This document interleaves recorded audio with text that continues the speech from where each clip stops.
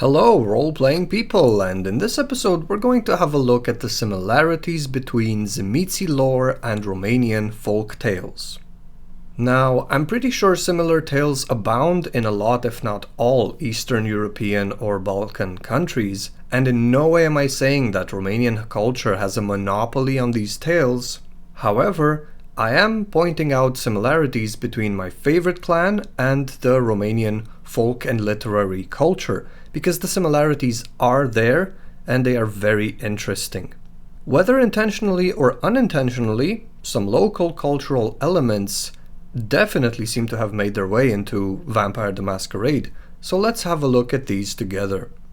Probably the first thing I want to look into is vicissitude. Are there shapeshifters and the folk tales of what today is called Romania? Yes, there are many stories actually. I know Tzimisce are also inspired by necroscope for sure, but as soon as the old country element of their clan culture was written into the lore, starting with the first edition clan book, I think the inspiration drawn from the necroscope series was limited to the mechanics and the body horror aspect. Culturally speaking, the Tzimisce really seem to have been inspired by folk tales to quite a high degree.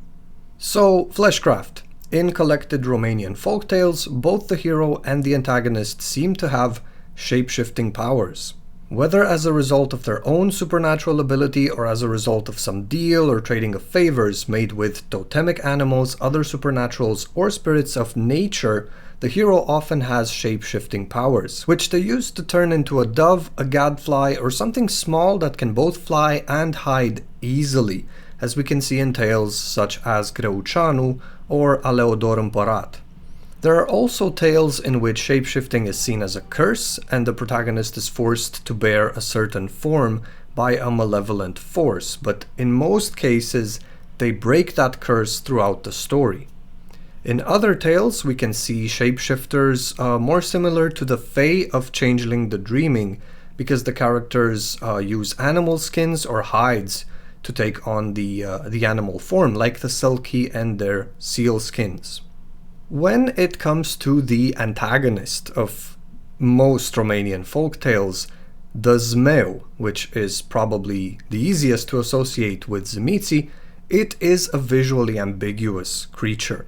The Zmeu seems to be an Ophidian humanoid thing, a snake or snake person, which is occasionally confused with Balaur, the dragon of local folklore, but it can ultimately take many shapes, opting for one that is at least humanoid most of the time, ogre-like. That being said, the Zmeu can ride a horse, it sometimes has a family, brothers, more often than not, even a Zmeuaică, which is either the mother or wife of said Zmeu. It fights the hero using traditional weapons, such as swords, axes, maces, what have you, with unarmed combat also being on the menu. These Ophidian snake creatures are indeed humanoid. When they fight unarmed, most of the time, the hero and the Zmeu are so powerful that they bury one another into the earth with each slam.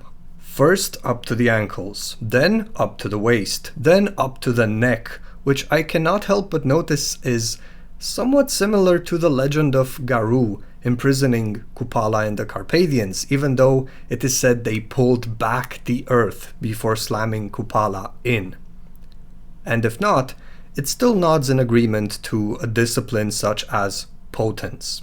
But before moving on, since we are talking vicissitude, it needs to be mentioned the Zmeu's own body is sometimes more than just flesh, serving other functions. Parts such as the finger can be a key to a secret chamber in which the monster has hidden the sun and the moon it stole off of the sky, like in the tale of Greuceanu. That being said, the shape-shifting aspect, whether seen from the perspective of vicissitude or Protean, is indeed covered and very much present in Romanian folklore. The next thing I want to look into is the monstrous isolationist nature of the antagonist, because that one is also present. The hero always makes friends throughout their journey, whether it's other people, animals, supernatural beings, or spirits, and they do so by showing kindness and helping those in need, prompting the aided party to return the favor. There are stories like Prâslea the Brave, Prâslea cel voinic, in which the hero even gives of his own body, his own flesh, to the supernatural aid in order to sate its hunger. And on this note, I want to say some entities are indeed friendly and grateful, but others are bound only by the exchange of favors and the honor of having given their word to the hero. They are not kind, they are not your friends, and in the case of Prâslea, his supernatural helper eats human flesh. This always reminds me of how Tzimisce Koldun deal with spirits. And as a quick side note, it needs to be said a lot of the entities that aid our heroes are spirits of the land, whether in the form of beasts or elementals. There are instances in which both protagonist and antagonist compete for the aid of the entity in question, which isn't particularly inclined to help either one. The hero wins the contest not just because of their good heart, but because of their familiarity with the entities of the land, because it knows what to offer these entities. But I digress. So the protagonist is friendly and honorable, and frequently of exceptional beauty. When it comes to the antagonist, they are feared, greedy, territorial, thieving, hideous, more often than not, and amazing combatants in most cases. It is not beneath the antagonist, regardless of form, to intimidate and force others into doing their bidding, to hold captives, to punish everyone who trespasses on their lands, and because of this deformed, ugly character, they are isolated.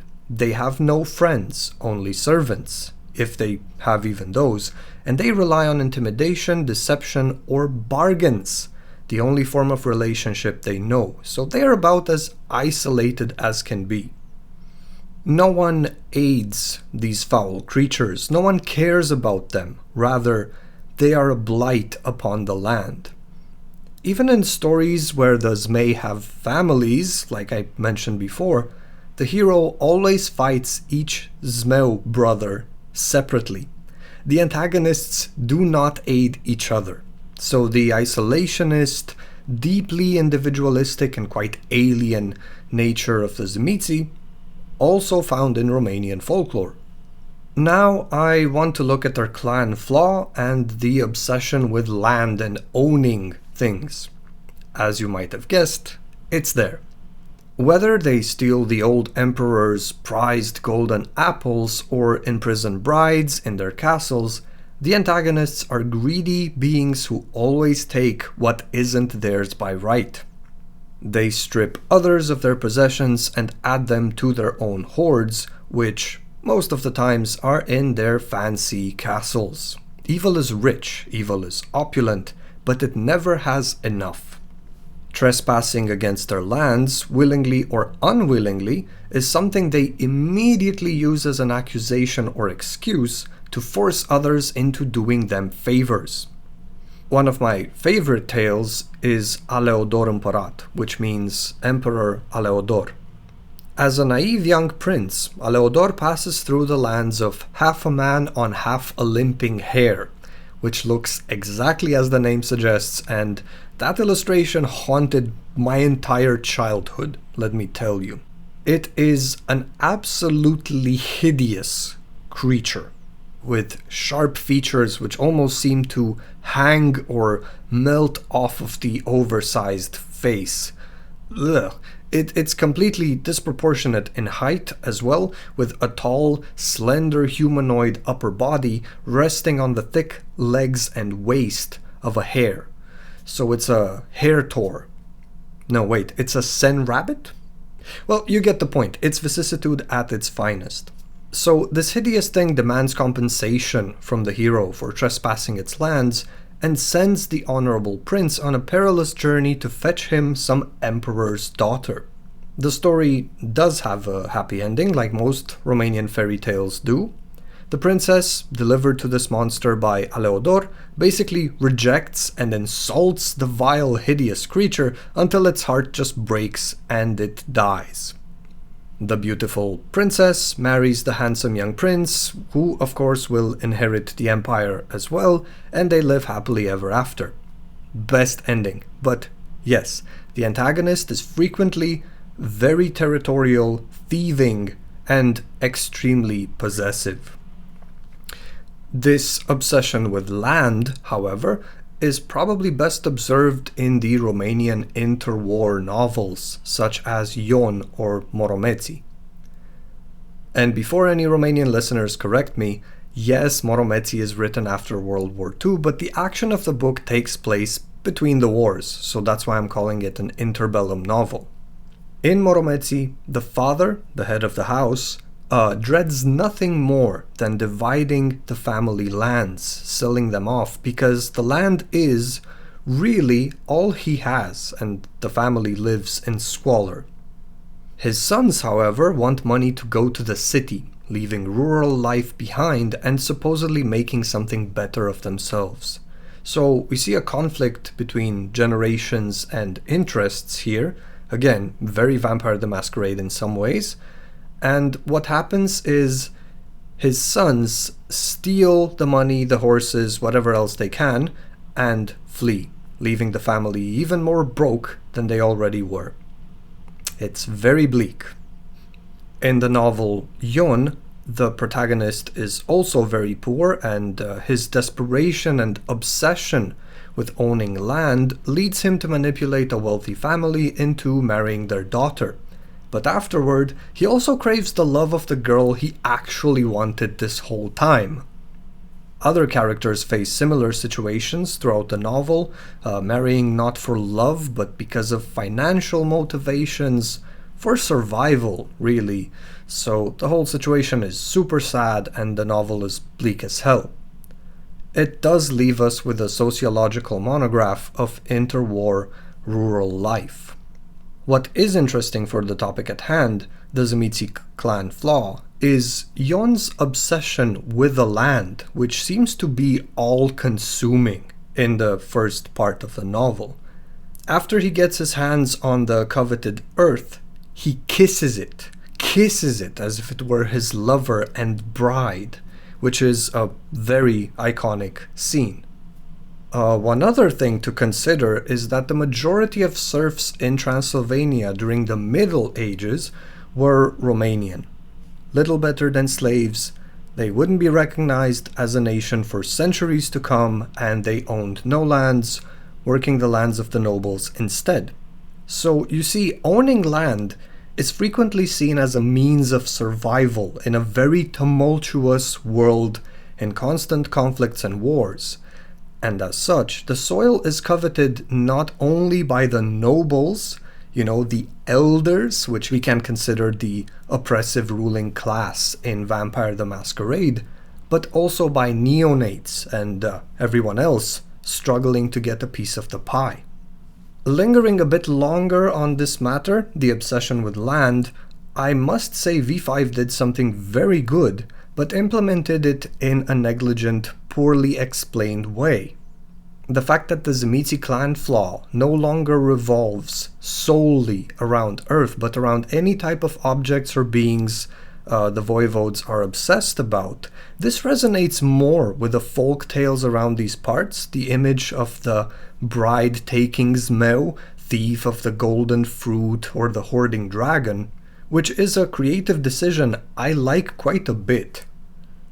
Of course, players can still opt to make native soil the object of their character's obsession, so this doesn't really detract from the Bram Stoker's Dracula vibes, offering a wider and more interesting range of flaws instead.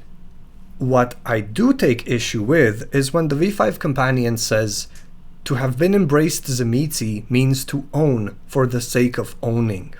It's never like that. To own land means to have access to everything that land has to offer. The wildlife and livestock, mortals within the area, which can be turned into retainers and servants, the buildings, which offer shelter from the sun, everything. And in the cruel, unforgiving world of darkness, all of these things are lines of defense for vampires. The more you own, the more you can put between yourself and the enemy. The more resources you can use to get ahead in the conflict, the more places to hide or to retreat to. How can anyone cradle their transcendence, as the eldest did, if they're constantly engaged in conflicts that drain resources and leave them vulnerable? That's not right. So this is why the Tzimisce want lands and servants and wealth. Not for the sake of owning, but to keep themselves safe and to be able to tend to their metamorphosis without distraction. Really, if you look at it from this point of view, what looks to be greed for greed's sake is actually born of fear, which makes the Tzimisce much more nuanced, right? The eternal sadistic monster who actually relies on its lands and servants. It relies and needs that comfort, that safety, and is constantly afraid of being robbed of its possessions, which are the actual source of its power. So I like the V5 clan flaw, but I dislike the write-up. Finally, because I'm hoping to briefly run you through as much literature as I can, there are also the Romanian narrative poems called Ballade populare, popular ballads. A lot of the rural, or rather shepherd-themed ones, present the reader with a murder or a theft which is, more often than not, motivated by greed. In the poem Miorița, the protagonist knows he is going to be killed for his herd by two other greedy shepherds, and he speaks his will and testament to one of his sheep in what can be considered a beautiful illustration of the animalism discipline. In the poem Dolca, named after a faithful canine, the protagonist Costea offers the antagonist Manea hospitality and nourishment. And this Manea fellow, an ugly and dislikable individual, steals and slaughters Costea's sheep as gratitude and cripples Dolca's paw. Betrayed hospitality followed by merciless punishment. Again, themes that are found in the write-ups for Clan Tzimisce, right? The fiends extend hospitality, but if you insult them, they will have your skin. So what happens in the poem is Costea uses his faithful bitch, Dolca, and her enhanced senses to locate Manea. The protagonist confronts and kills the thief, removing his heart from his chest and throwing it to his faithful dog. But Dolca doesn't eat it because she knows an ungrateful traitor's heart is poison. And that is how the poem ends. But we also find the image of the greedy ruler in these folk poems. One of them presents the tragedy of a mason, a master builder by the name Manole. He and his crew are hired by a voivode, Negru Vodă, to build him the most beautiful monastery there ever was. However, the place where this monastery is to be built is full of bad omens. It is a malevolent place.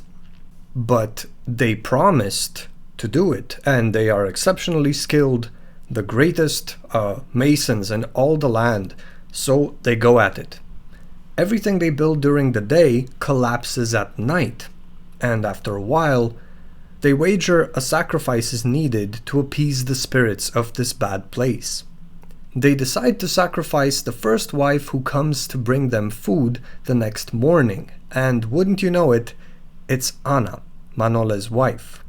In his desperation, Manole prays for the elements of wind and rain to stop her on her way and turn her back in an excellent show of elemental Koldunism as presented in Revised Edition, but no wind or rain or anything can stop Ana from bringing her beloved the nourishment he needs. The poem is very tragic. She arrives with the food, and in agony, with tears in his eyes, Manole walls her in, like he agreed he would, while she cries and begs him to stop, and also reveals that she is carrying his child. So, they build a monastery, the most beautiful one there has ever been. The deed being done, while the builders are still up on the roof, the voivode tells them, "Yes, most beautiful indeed, but do you think you could make me a better one? Even greater and more beautiful?" And the proud, clueless builders say, "Of course we can, we're the most skilled in all the land."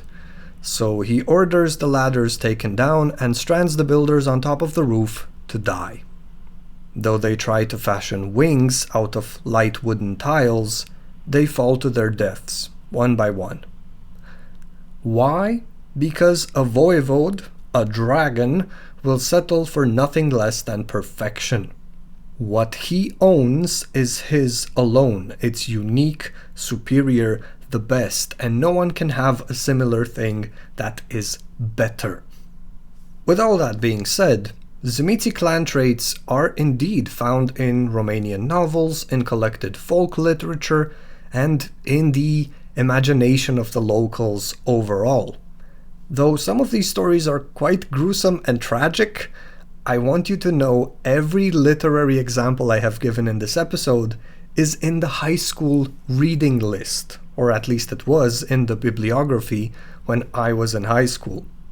Precisely because the tales and the ballads mentioned here are collected from folklore, which is borrowed from a lot of different places, I have no doubt they are also present in the literatures of other Balkan countries, but I'm not very familiar with those tales. What I have offered you today is a Romanian perspective, but I absolutely invite you, the listeners, to share your own Tzimisce-like folk tales in the comments. In conclusion, yes, we can see there are similar elements between the Tzimisce Clan write-ups and the local lore. With the voivodes being a clan of isolationist, flesh-shaping sadists and greedy tyrants, which settled in the Carpathians, it only makes sense their image is similar to that of the antagonists of Romanian fairy tales, those Zmei and Balauri, which torment the old country. As we've seen, the ability to talk and to enlist the help of animals or other entities of the land, as well as the ability to shape change, are mostly found in the arsenal of the hero protagonists, though. So the image of the clan as presented in Vampire the Masquerade is a mix of both villain and hero, a very successful mix in my opinion. Even if Stoker's Dracula already presents a lot of these Tzimisce elements, so the inspiration could have been second-hand, as it were, given the bibliographical references found in books such as Transylvania by Night, I don't think it's far-fetched to assume the writers looked to Carpathian folklore for direct inspiration when writing this clan or expanding on the lore of the clan. At least a little. But if they didn't, and all of this is just coincidence, it's just based on Dracula, then I'm truly amazed at the result, because I can definitely see real-life culture, myth, and superstition in the image, practices, and flaws of the Carpathian fiends. And what's really amazing to me is that the writers didn't try to capture and portray actual people around these parts, but the results of people's imagination, fears, and local lore, which is far more fitting for the setting and aesthetics of Vampire the Masquerade. Thank you very much for listening, take care, have fun, and don't forget to play.